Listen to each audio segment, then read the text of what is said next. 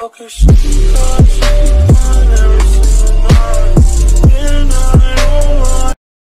what's up guys?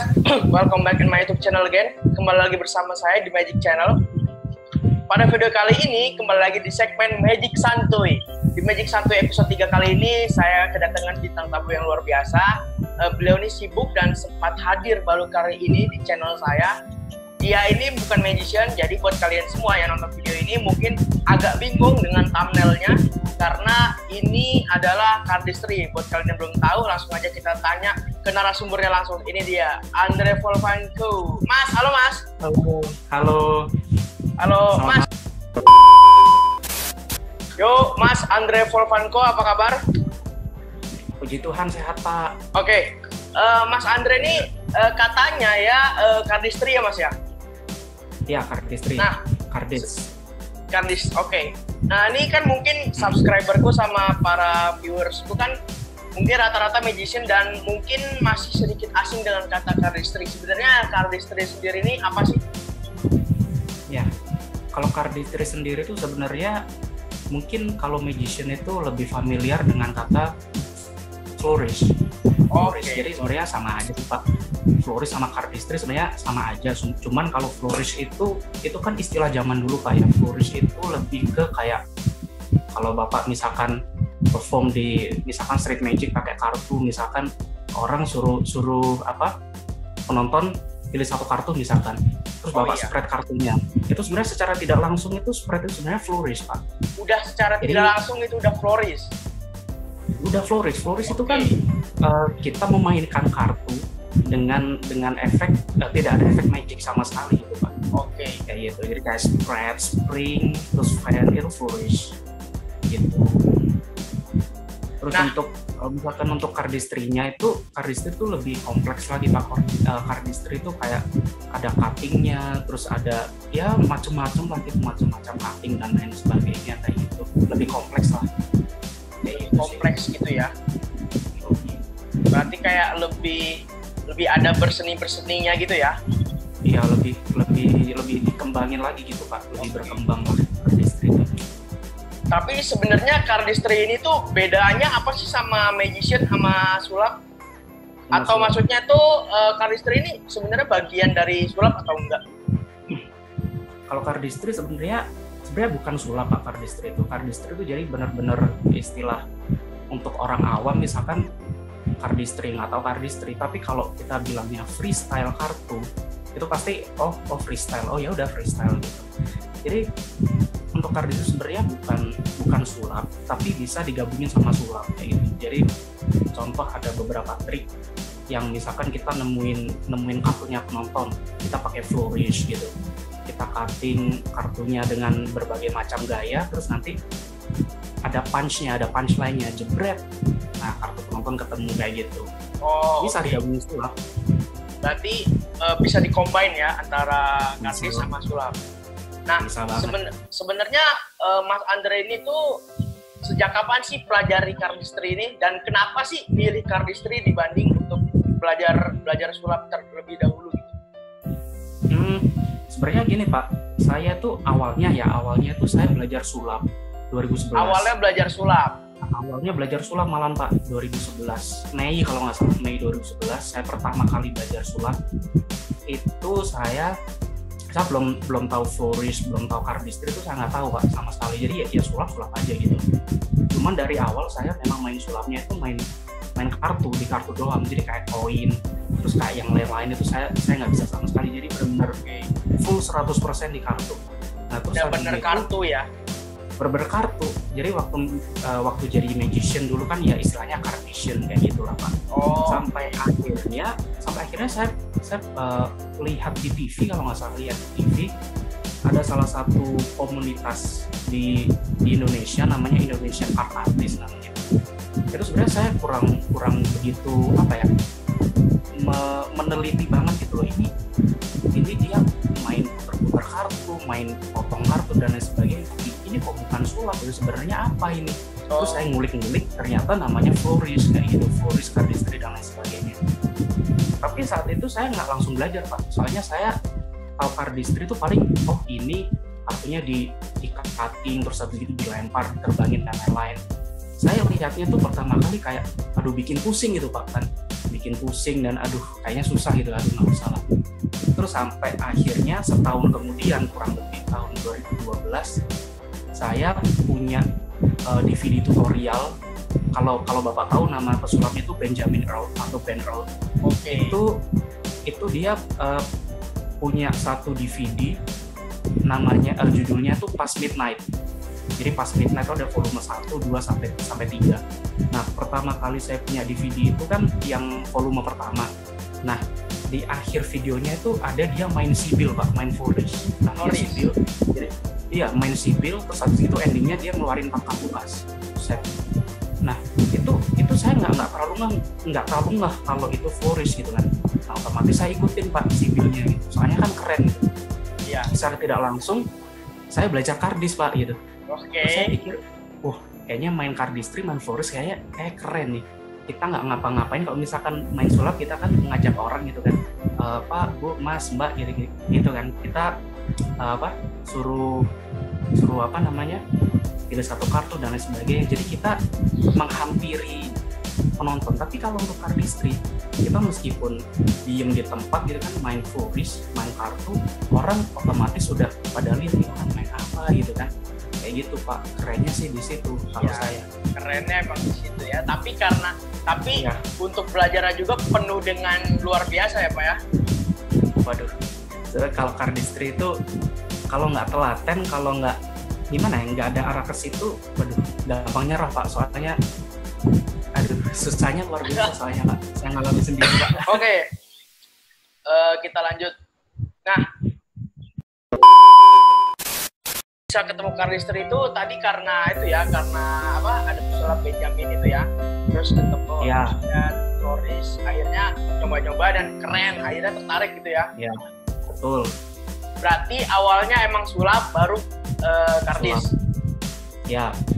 Dan sampai sekarang kardisnya yang lancar, sulapnya jalan masih. Iya. Sebenarnya kalau sulapnya sih ya masih sih Pak. Saya nggak mungkin ninggalin sulap gitu lah. Maksudnya mungkin kalau misalkan dikasih presentase, mungkin saya lebih 70% kardistri, 30% sisanya magician kayak gitu sih Pak. Lebih kalau misalnya ketemu orang di jalan ditanya, Mas, Mas ini kardistri atau magician, terus Mas Andre jawab apa? Kalau sebenarnya kalau orang awam itu pasti tanyanya mungkin Mas main sulap ya, jadi bukan Mas kardistri atau magician, bukan. Soalnya orang taunya kan sulap kalau main kartu. Jadi Mas main sulap ya. Kalau ada orang yang tanya gitu, saya bilangnya bukan. Saya bukan magician. Saya main freestyle kartu. Soalnya orang awam itu taunya freestyle, bukan kardistri. Soalnya saat itu pernah Pak, saya nongkrong sama anak Indokart di Surabaya. Kita saat itu berempat atau berlima, saya lupa. Saya main kardistri ya sama yang lain gitu, cutting kartu. Terus ada anak kecil Pak, SD, masih kecil banget SD gitu. Om main sulap dong, bilangnya gitu. Main sulap sama anak kecil gitu kan. Nah terus habis gitu, aku bilang gitu, kalau kita nggak main sulap deh gitu. Kita nggak main sulap, cuma main freestyle aja biasa. Ya saya pengen lihat sulap Mas, bilangnya gitu. Nah ketika ada orang yang meskipun saya bukan magician misalkan, kita main freestyle kartu dan yang lain, cuman kalau ada orang yang minta kita main sulap, ya kita kasih lihat gitu. Oke. Gitu sih. Tetap kita kasih lihat. Nah, itu sebenarnya untuk Mas Andre sendiri ini apa sih motivasinya untuk bisa bertahan sampai tahun ini? Kan Mas Andre dari 2011 ya belajar kardistri, dan pastinya kardistri itu nggak mudah ya kan, aku tahu banget. Dan bisa bertahan sampai 2020 sekarang nih, kira apa sih yang membuat masih berpegang di kardistri ini? Sebenarnya kalau motivasi mungkin dari rasa minatnya sih Pak. Memang dari rasa minat. Memang dari dulu itu sejak kecil sebenarnya tahu sulap, tahu kartu itu sebenarnya udah dari kecil Pak, dari kecil, dari SD mungkin. Nah karena saat itu belum tahu caranya gimana belajar sulap, apa sulap juga nggak tahu gitu kan. Nah baru bisa kesampaian ya 2011 itu. Soalnya kalau kita ngomongin sulap itu nggak jauh-jauh dari kartu Pak. Jadi kalau katakan ada komunitas sulap misalkan, komunitas sulap itu kebanyakan logonya pakai asekop gitu kan. Iya. Jadi apapun sulapnya, jadi nggak jauh-jauh dari kartu gitu kan. Iya. Jadi kayak mindsetnya tuh kartu. Oke. Gitu. Jadi kayak di dalam hati, di dalam pikiran itu kayak ya udah kartu gitu kan. Emang minatnya di kartu. Gitu. Nah dari minat tersebut, terus juga lihat move yang keren-keren, jadinya bisa termotivasi sampai sekarang ini Pak. Mungkin sampai bertahan sampai 2020 sekarang ya. Masih bertahan. Tapi kalau untuk kayak bosen atau apa itu sebenarnya pernah Pak, sekitar tahun 2017 sih Pak. Itu bener-bener di bener-bener di ujung lah, pengen vakum gitu kan. Soalnya sebenarnya meskipun kita minat sama satu hobi, tapi rasa bosen itu pasti ada sih Pak. Pernah 2017 itu saya bener-bener vakum dan udah males banget itu lah Pak, bosen. Males banget ya. Tapi karena memang dari dulu saya suka seni ini, entah magician atau jadi kardis gitu, jadinya ada timbul motivasi lagi gitu Pak, pengen main lagi Pak. Nah terakhir nih Mas Andre, pesan-pesan buat para subscriberku mungkin yang baru kayaknya setelah nonton video ini tertarik dengan cardistry, atau buat dia yang baru-baru mau belajar cardistry itu apa? Sebenarnya kalau untuk ini Pak, saya kasih motivasi yang cukup ini Pak. Saya kasih tulisan yang besar nih. Apa kelihatan nggak? Never skip basic. Never skip the basic. Apa basic tuh? Ya. Jadi jangan jangan pernah melewatkan basic. Jadi kalau misalkan ada orang atau siapalah yang pengen belajar sulap atau cardistry, itu kita belajarnya tuh jangan di skip kayak gitu. Jadi pasti ada basic-basicnya yang harus dipelajari. Contoh kalau kita bangun rumah kan nggak mungkin kita bangun langsung gentengnya kan, nggak mungkin Pak. Jadi kan ada pondasinya dulu kan. Jadi basicnya kita kuatin, habis gitu yang level atas baru kita ini Pak. Terus habis gitu ada waktu menguasai gerakan itu jangan kayak cepat puas gitu. Aku bisa ini bisa itu, oke lah, tapi harus dikembangkan. Soalnya kalian nggak berhenti di situ, pasti nanti harus dikembangin kayak gitu. Terus habis gitu yang penting juga jangan sombong gitu. Jadi tetap rendah hati, soalnya ini Pak, pengalaman soalnya Pak dulu. Pengalaman Pak. Oke. Dulu itu saya 2014 atau 15 gitu Pak. Saya tuh pernah merasa menjadi orang yang paling hebat Pak. Serius ini. Oke, terus? Jadi dulu gini, 2014-2015 saya untuk cardistry ya, mungkin di Surabaya khususnya itu nggak semua orang bisa. Jadi kalau untuk main kartu mungkin disulap gitu. Nah saat itu saya merasa saya bisa sulap, bisa cardistry, bisa digabungin cardistry sama sulap gitu kan, jadinya aneh-aneh gitu. Jadi saya merasa paling jago gitu Pak. Nah sampai akhirnya saya ikut gathering komunitas, itu ternyata ada satu orang, saya lupa namanya, permainan kartunya lebih ini Pak, lebih jago lagi Pak, lebih gila lagi. Nah saya di situ kayak merasa, waduh saya kenapa sombong ya gitu. Ternyata ada orang lain yang lebih dari kita gitu. Seperti ada pepatah kan, di atas langit masih ada langit gitu. Betul. Jadi kita meskipun udah di atas, entah itu popularitas atau itu entah skill kita gitu, tapi tetap gitu masih ada orang lain yang di atas kita gitu. Jadi tetap merendah, tetap ya pokoknya jangan sombong lah Pak, kayak gitu. Tetap rendah hati intinya. Oke, berarti tetap rendah hati, terus jangan sombong, nikmati proses gitu ya. Nikmati proses. Yang penting tadi Pak, jangan lewatin skip. Jangan lewatin basic. Oke, karena basic-basicnya itu yang mengaruh nanti di depannya itu ya. Iya Pak, soalnya saya juga apa ya, untuk cardistry itu sebenarnya ada satu teman-teman sendiri sebenarnya, tapi saya nggak mau nyebut namanya ya. Oke, nggak usah. Katakan si A nih ya, pernah gitu, Mas ajarin move ini dong gitu. Tapi kan itu ada basicnya. Saya kasih basic. Contoh gini deh Pak, gini deh. Kan ini kan Charlier Cut Pak ya. Oke, ya benar. Itu namanya Charlier Cut. Pasti Pak Dava pasti pernah tahu. Oke. Itu sebenarnya basic. Basic. Nah, saya suruh ajarin kayak gitu. Coba basic ini dulu deh, Charlier Cut. Dia oke, udah bisa. Di situ Revolution Cut itu kembangan dari Charlier tadi. Jadi kartunya yang ini, yang atas ini diputer gini. Oh, oke. Nah, sebenarnya untuk basic one hand atau satu tangan, dia bisanya cuma 2 itu. Belum lagi ada yang ini namanya scissor cut. Dia belum bisa. Nah, saya ajarin basic. Dia sambil apa ya? Sambil mempelajari basic, dia terus-terusan ini Pak, terus-terusan tanya gitu. Mas, kalau ini bisa nggak? Oke, saya bisa.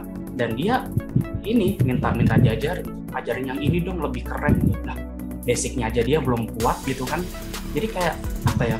Untuk kayak maunya yang instan aja gitu yang ya. instan gitu Pak. Ya emang. Padahal mie instan aja harus direbus dulu gitu ya. Nah, kan nggak langsung jadi, kita buka kemasannya kan nggak langsung mateng Pak ya. Iya benar. Mie instan aja kita harus masak dulu gitu loh. Dan contoh gini deh Pak, saya kasih lihat move sedikit ya Pak ya. Oke. Sedikit aja. Misalkan gini. Ini gampang banget Pak. Oh, sorry. Sekali lagi.